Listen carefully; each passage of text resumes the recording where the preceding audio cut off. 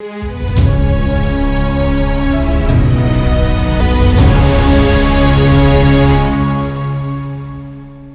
दोस्तों, राजनीति की बातों में आपका स्वागत है। दोस्तों, मैं हूं आपका दोस्त धर्मेंद्र कमाली। दोस्तों, चौधरी बंसीलाल के हरियाणा में विकास के किस्से बहुत सुने सुनाए जाते हैं, बहुत चर्चाएं उनकी होती है, लेकिन एक बात और भी उनकी चर्चा में होती है। और जब बड़े बुजुर्गों से बात करते हैं तो वो ये जरूर कहते हैं, भाई बहुत अकड़ू आदमी थे चौधरी बंसीलाल। आखिर चौधरी बंसीलाल जो उनका अक्कड़पना था, इसकी वजह क्या थी? क्या इन वजहों के पीछे उनका पारिवारिक बैकग्राउंड था या उस समय की राजनीतिक मजबूरियां थी? क्यों उनको अकड़ू आदमी के रूप में भी याद किया जाता है? असल में दोस्तों, अकड़ू बनना उनकी राजनीतिक मजबूरी भी थी, क्योंकि वो लोक लुभावन राजनीति में विश्वास नहीं करते थे। लल्लो चप्पो उन्होंने अपने जिंदगी में कभी नहीं की, और इसी वजह से उनके राजनीति में बहुत कम दोस्त बन पाए। उन्होंने दोस्त कम जरूर बनाए, लेकिन जो भी बनाए वो बहुत सॉलिड बनाए थे, जिन्होंने आजीवन उनके साथ एक बॉन्डिंग रखी। और उनके ज़्यादा दोस्त नहीं होने का एक सबसे बड़ा कारण ये भी था कि आमतौर पर जो राजनेता हैं वो देर रात तक पार्टियां करते हैं, शराब और मांस के शौकीन पाए जाते हैं, और दो पैक की राजनीति के साथ और व्यापार में पता नहीं क्या कुछ बड़ी डीलें हो जाती हैं। लेकिन चौधरी बंसीलाल, इनमें से कोई सा भी ऐब कह लो आप उसको, या दुर्गुण कह लो, गुण कह लो, उनमें ये नहीं था। लेकिन इसके बावजूद उनके जिंदगी में दोस्त थे, और कुछ तो ऐसे भी दोस्त थे जिन्होंने बंसीलाल जी को ये जिम्मेदारी सौंपी थी कि मेरी मौत के बाद मेरे परिवार का ध्यान रखना। और उन्होंने ऐसा किया भी। एलन मिश्रा जो थे, ललित नारायण मिश्रा जी बिहार से, उनको कह कर गए थे। और जहां तक अधिकारियों की बात आती है तो चौधरी बंसीलाल अधिकारियों पर सख्ती के लिए जाने जाते थे, लेकिन इसके विपरीत सच्चाई ये भी है कि जो अधिकारी काम करने वाला और ईमानदार होता था, वो चौधरी बंसीलाल के बेहद करीब होता चला जाता था। वो हरियाणा की इस कहावत में विश्वास रखा करते थे कि आदमी काम का प्यारा होता है, चाम का नहीं होता है। और अपनी टीम में अधिकारियों को शामिल करने से वो यही पैमाना रखा करते थे। दबाव में चौधरी बंसीलाल ने जीवन में कभी कोई फैसला नहीं लिया, चाहे उसके लाख नुकसान होते हो, चाहे उनका बेटा सुरेंद्र सिंह ही क्यों ना कहे कि पिताजी एक बार झूठा सच्चा ये कह दो कि बिजली के बिल माफ कर दूंगा। उन्होंने ये नहीं कहा, क्योंकि वो ऐसा कोई बात मन से या सार्वजनिक जीवन में उन्होंने नहीं की जो उनकी कथनी और करनी में अंतर को पाटता हो। उनकी जैसी कथनी होती थी वैसी करनी होती थी। और चौधरी बंसीलाल उस दौर में हरियाणा के मुख्यमंत्री बने थे दोस्तों, जब लोग अपने खेतों से ना तो रोड निकलने दिया करते थे। आजकल तो जिसका खेत हाईवे पे आ जाए वो खुश होता है, लेकिन जिस जमाने में वो मुख्यमंत्री बने थे, उस समय ना कोई अपने खेत में बिजली का खंभा लगवाने देना चाहता था, ना कोई सड़क निर्माण के लिए अपनी जमीन देना चाहता था। और ऐसी जब चीजें आती थी तो लोग सबसे पहले अपने विधायक के पास पहुंचते थे, और विधायक की यह मजबूरी थी कि वो मुख्यमंत्री के पास पहुंचता था। और इस वजह से उनकी ये छवि बनती चली गई कि ये तो अकड़ू आदमी है, किसी की सुनते नहीं। जबकि सड़क बनाना, बिजली की लाइनें खींचना उस समय की जरूरत थी। और सच्चाई ये भी थी कि सड़क तो सभी चाहते थे, लेकिन कोई नहीं चाहता था कि उसके खेत से निकल जाए, या बिजली सभी चाहते थे, कोई नहीं चाहता था खंबा उसके खेत में लग जाए, पड़ोसी के में लग जाए तो अलग बात है। ऐसे में जो प्रेशर ग्रुप बनते थे, वो प्रेशर ग्रुप फिर स्थानीय विधायक से होते हुए मुख्यमंत्री के पास पहुंचना ही होता था उनको। और कई बार मुख्यमंत्री को फिर ऐसा रुख अपनाना पड़ता था जिससे ये लगता था ग्रामीणों को कि वो अकड़ू आदमी है। लेकिन ऐसे में मुख्यमंत्री की जो दृढ़ राजनीतिक इच्छा शक्ति थी दोस्तों, उसने इन योजनाओं को आगे बढ़ाने में मदद की। और ऐसे में विधायकों के नाराज होने का खतरा हमेशा उनको उठाना पड़ता था, और उठाया भी उन्होंने। और जो मुख्यमंत्री ये चाहता हो कि मेरा काम एक टारगेट समय में पूरा हो जाए, तो उसे लोगों को नाराज करना ही पड़ेगा। चौधरी बंसीलाल के ओएसडी थे मेहतानी जी, वो बताया करते थे कि चौधरी बंसीलाल अक्सर कहते थे कि इतना कठोर और निष्ठुर होने से मुझे खुशी नहीं मिलती है, परंतु मेरे पास इसके अलावा कोई चारा नहीं है। वो ऐसा सोचते थे, करते। उनको पता था कि लोग सोचते हैं कि चौधरी बंसीलाल अकड़ू है, लेकिन वो कहा करते मजबूरी है ये मेरा ऐसा होना। और हरियाणा दोस्तों एक छोटा सा राज्य था, और यहाँ की जो कार्य शक्तियाँ हैं, सीएम ही सब कुछ होता है हरियाणा में, और मुख्यमंत्री को ये फैसला करना होता है कि उन्हें किसी मुद्दे पर कैसे काम कराना है। और एक बार किसी को परेशानी हुई नहीं कि विरोध बढ़ना स्वाभाविक है। देश के और खासकर हरियाणा जैसे छोटे राज्य के मुख्यमंत्री के लिए सबको खुश रख पाना दोस्तों कठिन काम है। असल में हम जब एक परिवार के मुखिया होते हैं तो पूरे परिवार को ही खुश रख पाना बहुत मुश्किल काम है। तो ऐसे में चौधरी बंसीलाल के लिए कहाँ सब खुश हो पाते थे। और चौधरी बंसीलाल के पहले 2 कार्यकालों को यदि किसी एक बात के लिए याद किया जाता है तो ये, जब भी ऐसा कोई मौका आया कि उनको राज्य में जो राज्य के हित हैं और उनके खिलाफ एक स्वार्थपूर्ण कोई लॉबी है और उन दोनों में से किसी एक को चुनना पड़ा, तो उन्होंने हरियाणा के हितों को ही चुना, स्वार्थ को कभी उन्होंने नहीं चुना। गलतियां उनसे भी जरूर हुई होंगी दोस्तों, लेकिन उन्होंने जीवन में अच्छे काम इतने किए कि उनकी गलतियों पर कभी बात ही नहीं हो पाती है, उनकी अच्छी बातों पर ही चर्चा होती है। और हरियाणा में एक बड़ा मुद्दा हमेशा रहा है दोस्तों क्षेत्रवाद का। कोई भी मुख्यमंत्री बना हो एक इलाके को चमकाने पर फोकस रखता है, लेकिन चौधरी बंसीलाल इससे कोसों दूर रहे दोस्तों। वो बांट बांट कर सारी जगह पर ध्यान देते थे और उनके लिए एक ही पैमाना होता था कि ये पूरा हरियाणा मेरा है और पूरे हरियाणा का विकास मुझे एक साथ करना है। इसके अलावा वो ये भी देखते थे दोस्तों कि सरकार का जो पैसा है वो ऐसे कामों पर खर्च होना चाहिए जो कई साल तक काम आए और हरियाणा के विकास की यात्रा को आगे बढ़ाए। वो पैसा बहुत सोच समझ कर खर्चा करते थे और उस समय बजट का बहुत भारी अभाव था। और एक दूरदृष्टा मुख्यमंत्री जो होता है दोस्तों, वो भविष्य के निर्माण की योजनाओं पर पैसा खर्च करता है, जबकि दूसरे इन संसाधनों को सस्ती लोकप्रियता के नाते खर्च कर डालते हैं जिसका कोई महत्व नहीं होता। अब आप देखिए आज संसद भवन, हम सेंट्रल विस्टा इतना बड़ा प्रोजेक्ट बना रहे हैं, लेकिन जो मेन संसद है उसका जो भवन है कितनी मजबूती से तैयार किया होगा, इस तरह का उनका इरादा होता था। और स्पष्टवादी होने के नाते उनको राजनीतिक लॉबी में उनके दोस्त तो कम बने, लेकिन जमीनी स्तर पर लोग उनको पसंद करते थे। और जब पंडित भगवत दयाल शर्मा जी उनसे नाराज हुए तो उन्होंने चौधरी बंसीलाल के खिलाफ उनकी सरकार तोड़ने की मुहिम चलाई, लेकिन इसके बावजूद उन्होंने अपना जो रुख है वो दृढ़ रखा और साफ तौर पे कांग्रेस को कहा कि प्रदेश कांग्रेस कमेटी के अध्यक्ष के रूप में वो पंडित भगवत दयाल शर्मा को स्वीकार नहीं करेंगे। और यहां तक कि उनको मुख्यमंत्री पद तक पहुंचाने में एक अहम भूमिका निभाने वाले, जिनको चौधरी बंसीलाल खूब इज्जत मान सम्मान देते थे, उन गुलजारी लाल नंदा को भी उन्होंने इसके लिए मना कर दिया था, अपना रुख बदलने से इनकार कर दिया था।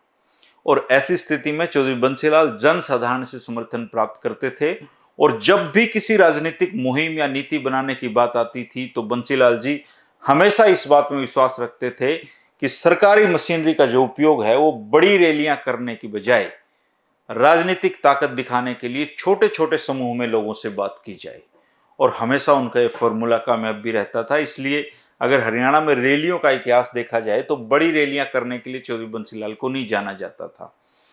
चौधरी बंसीलाल के अपने अधिकांश मंत्रिमंडलीय सहयोगियों और राजनेताओं के बहुत ही करीबी और कारगर रिश्ते होते थे, लेकिन उनसे जो केवल ईमानदार होते थे। परंतु ये भी सच्चाई है दोस्तों कि कोई राजनेता व चाहे बंसीलाल जी के को कितना ही पसंद हो, बंसीलाल जी ने दबाव नहीं माना किसी का भी, और दबाव में कोई काम करने की उनकी आदत नहीं रही। चौधरी बंसीलाल ने अपना जो दूसरा कार्यकाल है उसके बीच में 30 नवंबर 1975 को उनको मुख्यमंत्री का पद छोड़ना पड़ा था, क्योंकि प्रधानमंत्री इंदिरा गांधी ने उनको दिल्ली बुला लिया था और उनको पहले तो बिना विभाग के मंत्री के रूप में मंत्रिमंडल में शामिल किया गया और 24 दिसंबर 1975 को उनको रक्षा मंत्री बनाया गया। और इस दौरान बंसीलाल जी के साथ प्रमुख जो मुख्यमंत्री थे उस समय के मध्य प्रदेश के पीसी सेठी जी, उनको भी दिल्ली बुलाया गया था और सेठी जी को भी मुख्यमंत्री पद से त्यागपत्र देने के बाद 25 दिसंबर को ही केंद्रीय मंत्रिमंडल में शामिल किया गया था। और उस दौर में जो कांग्रेस थी दोस्तों, इंदिरा गांधी बहुत मुसीबतों में थी, क्योंकि एक तो इमरजेंसी लागू करके फंस गई थी वो, एक एलन मिश्रा जी और डीपी धर जो कि प्रधानमंत्री इंदिरा गांधी की कोर टीम के सदस्य थे, वो इस दुनिया में नहीं रहे थे। इंदिरा जी ने बंसीलाल और पीसी सेठी को दिल्ली इसलिए बुलाया था क्योंकि मुश्किल के दिनों में वो कांग्रेस पार्टी को संभालना चाहती थी। कांग्रेस इमरजेंसी अपने चरम पे थी, उसके अपने खतरे थे। और एलन मिश्रा जी तो चौधरी बंसीलाल के बहुत गहरे दोस्त थे और 1975 में उनको एक बम विस्फोट में मार गिराया गया था और मरने के कुछ दिन पहले ही उनको ये आभास हो गया था कि उनकी जान को खतरा है। तो उन्होंने चौधरी बंसीलाल से उनके परिवार का ध्यान रखने की जिम्मेदारी लगाई थी। और चौधरी बंसीलाल ने अपना जो वादा है वो जीवन भर निभाया। और चौधरी बंसीलाल उनके परिवार को हर तरीके से जब भी उनको मदद की जरूरत होती थी वो उनके काम आते रहे। और लगभग 7 साल और 6 महीने के अपने मुख्यमंत्री काल जो उनका था, उसमें उन्होंने हरियाणा के विकास के निश्चित और स्पष्ट मार्ग पर वो आगे बढ़ते रहे दोस्तों। उन्होंने प्रदेश को एक जिम्मेदार पारदर्शी सरकार दी। और ये एक ऐसी सरकार थी जिससे इस बात को प्रोत्साहित किया जाता था कि योग्यता की जीत होनी चाहिए। नौकरशाही से निष्पक्ष व्यवहार वो करते थे। जो अधिकारी अच्छा काम करते थे उनको वो पुरस्कार देते थे, जो खराब काम करते थे उसको वो पुनिशमेंट देते थे। इस अवधि में जो सबसे अद्वितीय बात थी दोस्तों वो थी दीर्घकालिक जो योजनाएं बनाना और संस्थानों की स्थापना पर ध्यान केंद्रित करना, जो आज भी हरियाणा के काम आ रहा है। और इस दूरदृष्टि की वजह से हरियाणा के इतिहास में चौधरी बंसीलाल का नाम हमेशा लिया जाता रहेगा, वो अंकित हो चुका है। और चौधरी बंसीलाल की जो शासन संचालन की मूल अवधारणा थी वो इस विश्वास पर आधारित थी कि विकास कार्य और जिला प्रशासन की जो प्रभावपूर्णता है वो सुनिश्चित रूप से चलनी चाहिए। दोनों एक दूसरे से जुड़े और परस्पर निर्भर करते हैं। एक उदाहरण मैं आपको देता हूं दोस्तों। एस्कॉर्ट जो ट्रैक्टर था उसके चेयरमैन होते थे हरप्रसाद नंदा जी। उनके और चौधरी बंसीलाल के संबंध अच्छे नहीं थे क्योंकि वो जो चीजें चाहते थे रिबेट वो चौधरी बंसीलाल नहीं कर सकते थे। लेकिन 1973 में फरीदाबाद के उपायुक्त को चौधरी बंसीलाल ने फोन करके ये कहा कि हड़ताल के चलते जो कर्मचारी हैं एस्कॉर्ट के, वो किसी भी प्रकार की जो संपत्ति है नंदा जी की उसको नुकसान ना पहुंचा पाए, ऐसे निर्देश उन्होंने दिए थे। और इस अनुभव को जो आने वाले सालों में है, नंदा जी हमेशा अपने जो उद्योगपति दोस्त थे उनको कहते थे कि भाई मेरी बंसीलाल जी से बनी नहीं। लेकिन वो बंदा ऐसा था जिस कुर्सी पर बैठते हुए केवल हरियाणा का होता था, किसी और का नहीं होता था। और इसके परिणाम जो हुए दोस्तों वो बाद में ये हुआ कि तेजी से औद्योगिकरण की तरफ हरियाणा बढ़ा। और वास्तव में उपायुक्त से केवल वो ये अपेक्षा नहीं रखते थे कि उपायुक्त जिले की इस चीज़ों को स्थिति देखे, वो ये चाहते थे कि उपायुक्त कानून व्यवस्था को भी मॉनिटर करता रहे। और उनका ये कहना था कि अगर किसी जिले में कानून व्यवस्था ठीक नहीं है तो इसका मतलब यह है कि कुछ भी ठीक नहीं है। इसलिए वो आपराधिक जो घटनाएं होती थी उनके प्रति बहुत गंभीर होते थे। और रोज रात को एक अलग से क्राइम रिपोर्ट उनको दी जाती थी, जो सीरियस अपराध होते थे उनमें पुलिस ने क्या कदम उठाए सारी जानकारियां उसमें वो लेते थे।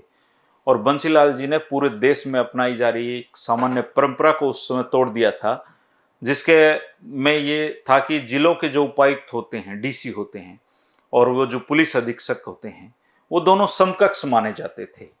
नियंत्रण और जवाबदेही दोनों की अलग अलग होती थी। लेकिन चौधरी बंसीलाल ने एक ऐसी पॉलिसी लागू की जो पूरे देश में पहली बार आई थी और जिससे जो आईपीएस लॉबी है उसमें हड़कंप मच गया था। उन्होंने पुलिस अधीक्षक को जो वो उपायुक्त के नियंत्रण में कर दिया था। भाई डीसी जिम्मेदार है पुलिस अधीक्षक के कामों का भी। और इस नीति को प्रभावी बनाने के लिए उन्होंने जो एसीआर होती है, वार्षिक गोपनीय रिपोर्ट, उसमें उपायुक्त को पुलिस अधीक्षक की जो प्रथम रिपोर्टिंग अधिकारी के रूप में अधिकृत कर दिया था। और इसके बाद पुलिस विभाग की ओर से इसका बहुत विरोध किया गया, लेकिन बंसीलाल जी नहीं झुके। उन्होंने इस पॉलिसी को लागू किया। बाद के सालों में दूसरे मुख्यमंत्री जब आए तो उन्होंने इसको बदला। और राजनीतिक शक्तियों का ये एक दृढ़ मत उनका था कि छोटे से छोटे मामले में भी उच्च पदस्थ जो अधिकारियों का है वो हस्तक्षेप होता है। परंतु हरियाणा में मुख्यमंत्री के रूप में बंसीलाल जी का विश्वास था कि जिला प्रशासन को पूरी तरीके से व्यवस्थित किया जाना चाहिए। और उन्होंने नीतिगत रूप से ये व्यवस्था प्रारंभ में लागू की कि जिले के सभी या कम से कम जो जिला कार्यालय हैं, जिला मुख्यालय हैं, उनमें एक ऐसा बिल्डिंग होनी चाहिए जिसको मिनी सचिवालय के रूप में जाना जाए। और वहां पर जब ग्रामीण आए तो अपने काम एक जगह पे करवा सकें। तो ये जो मिनी सेक्रेटेरिएट आप देखते हैं ये उनकी अवधारणा थी। और इस प्रकार से जब त्वरित कनेक्टिविटी को सुनिश्चित करने के लिए उन्होंने नारनौल भिवानी में हवाई पट्टियां भी बनवाई थी दोस्तों। करनाल, पिंजौर और हिसार में फ्लाइंग क्लब उन्होंने बनवाए थे। बहुत सारे लोगों ने, बहुत बड़े बड़े लोगों ने यहाँ से लाइसेंस लेके पायलट बने हैं। भिवानी हवाई पट्टी का तो नामकरण ही अब चौधरी बंसीलाल के नाम पर किया गया है। बंसीलाल जी के जो पहले 2 कार्यकाल थे दोस्तों, उनमें उनका जो मॉडल था वो हरियाणा के निर्माण का मॉडल था।